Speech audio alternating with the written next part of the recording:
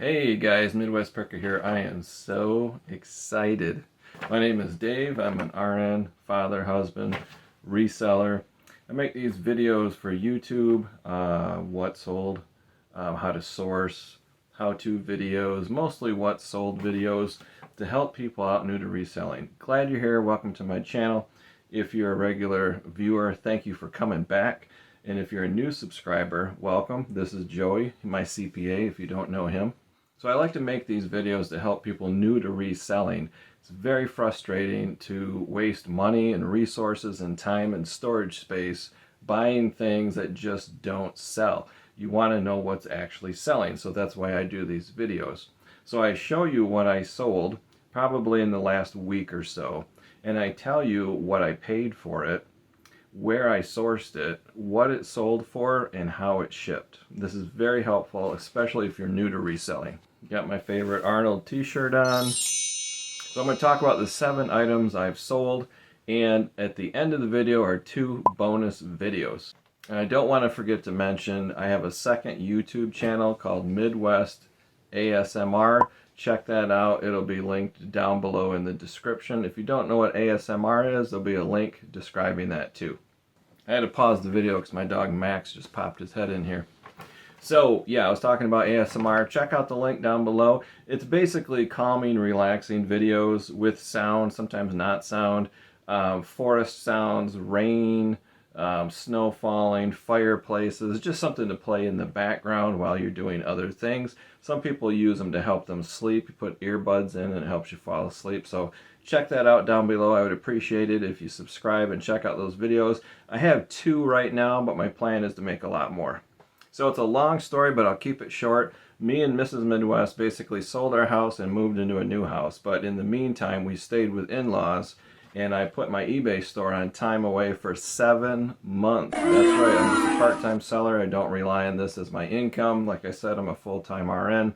So 7 months on time away. What does that do to your eBay store? Well, it pretty much destroys it, kind of, until you turn it back on. It used to be called vacation mode. It's much better now. You have options.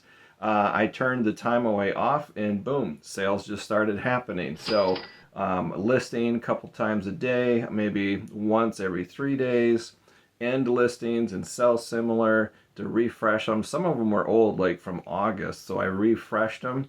And man, eBay loves activity and they love it when you do that. I've had pretty good sales for coming back from the brink. I think I have 147 items right now. At my max, back in the day, I had 335 listings, and I would sell anything from 2 to 10 items per week. So this first item right here is tobacco silks. These are Native American themed. Cost of goods was about $1 a piece. I listed these for $99, and I took a best offer of $65 plus first class shipping on top. Super light, 3 or 4 ounces. Put them in a Ziploc baggie, sandwich them between cardboard, put them in a padded mailer, boom, very inexpensive, buyers pay shipping. And I sourced these from Mr. Buys a Lot, his YouTube auction.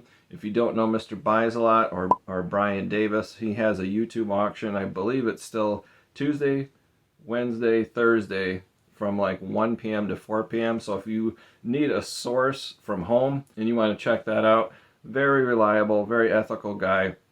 I used to source from him all the time, and I'll probably start doing it again. Next is this horse racing program. Cost of goods is about $2. I sourced these from the Hales YouTube auction. I think it was listed for $14.95. I took a best offer of $12 plus first class shipping on top. Again, ephemera, super lightweight, 5 ounces at the most. Make sure you protect it from moisture. Put it in a Ziploc bag or a poly mailer. Sandwich it between cardboard. Put it in another poly mailer or another padded mailer, ship it off. Next is a Masters of the Universe action figure from the 1980s. This is very vintage. You might also hear it called a Motu, Masters of the Universe. They have the vintage ones from the early 80s, and then they were reissued later, I think in the 90s, maybe the 2000s, I don't know. Make sure you're very clear on the year and the manufacturer. Different toy companies made these. Also be very clear if it includes weapons or accessories. Does the waist action spinny thing still work? Can it stand on its own? Now that I think about it, I made a video on how to sell action figures. I'll try to link that down below. It's an older video. I'm no expert on action figures, but there are basics on what to know. Don't be afraid if you see a big tub or a bin or a box full of vintage action figures, especially old wrestling action figures, Masters of the Universe, Mutant Ninja Turtles, all that kind of stuff. If you can get them really super cheap, they're worth cleaning up and selling. This one was a bit of a bust. I bought a big lot of 40 or 50 of these action figures on Craigslist. So my cost of goods is about $4 a piece. This one's not real high demand, so it only sold for $10.95 plus shipping on top. So I either broke even or lost money on this one. This next one was a lot of 3 knives. Pretty sure I lost money on this, but that's okay because I bought a big lot of knives, again, from What the Hales YouTube auction on YouTube. And there were some good knives in there that sold for big money. These are the less expensive knives, so they sold for a little bit less money.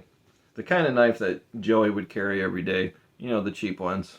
So this was 3 knives for $13.50 plus shipping on top. My cost of goods is about $4 a piece, so I took a tiny loss on this one, but like I said, there were other knives, like Buck brand knives, really good ones that sold for big money. Next one is the best Royal Dalton collector plate I sourced for free. Someone just gave it to me. So cost of goods is $0. Collector plates are kind of a slow seller. If it's Elvis, if it's Disney, certain ones will sell.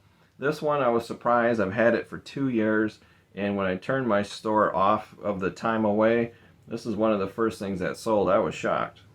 The buyer paid $24.95 plus priority mail shipping on top. Next are Miller beer coasters. I bought a bag of 80 of these from the Salvation Army for like $5. I lotted them up 8 at a time, and I sold a lot of 8 for $7.95 plus first class shipping on top. The last one is a Craftsman Socket. I bought a whole bunch of sockets, like 8 or 10 of them from a flea market. $3 a piece, $5 a piece, just a variety. SK brand, Craftsman brand, some off-brand that's an impact socket. If you don't know what that is, it's a big socket, but it's black metal, so it's very, very strong steel. Usually sells for more money. But any made in the USA sockets, even if they're used and have a little bit of rust on them, they clean up well and they sell well. So this sold for $11.95 plus first class shipping on top. So here's the bonus video. I made a storage shelf.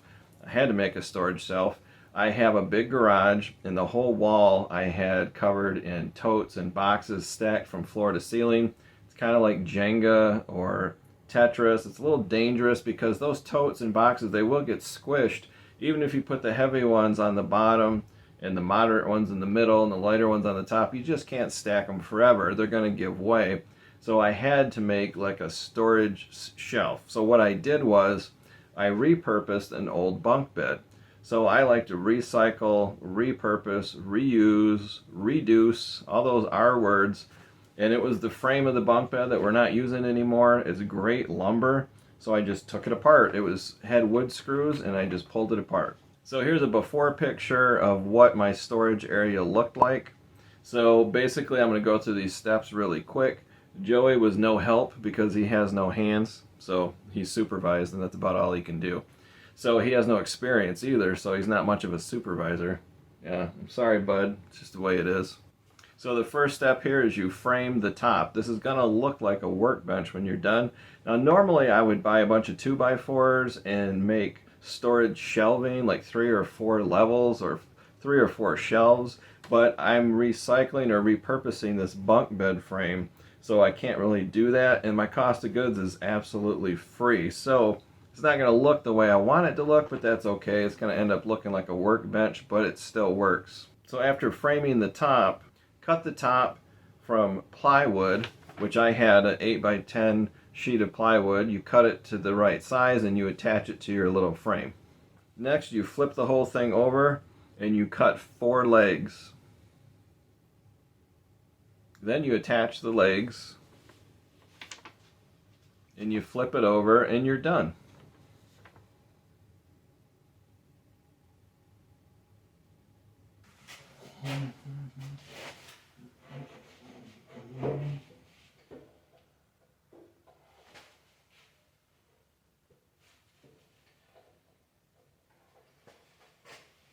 All right, here we go. Like butter.